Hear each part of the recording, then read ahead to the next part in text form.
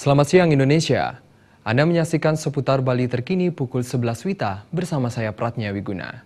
Pesatnya perkembangan pariwisata Bali berimbas terhadap keberadaan lahan pertanian produktif.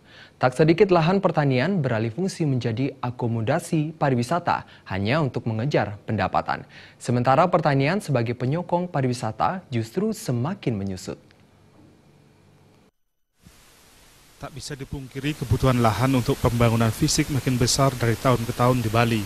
Pembangunan ini nyaris mencaplok kawasan pertanian produktif bahkan jalur hijau yang telah dilindungi oleh Perda sekalipun.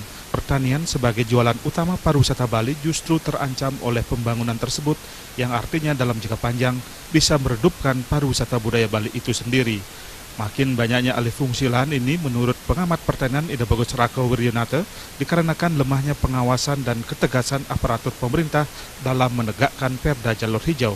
Investor semestinya diatur dan diarahkan di mana boleh membangun dan tidak.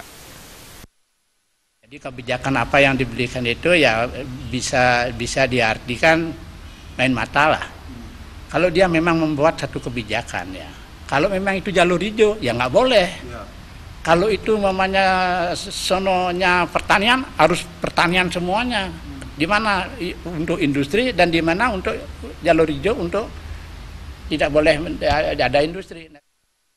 Pemerintah dihimbau untuk memproteksi lahan pertanian produktif di Bali termasuk petaninya sendiri agar pertanian bisa lestari dan tetap bisa menyokong pariwisata budaya di Bali. Agus Cahaya dan Riasa Bali TV. Sekian seputar Bali terkini kali ini. Terima kasih untuk perhatian Anda. Salam Indonesia.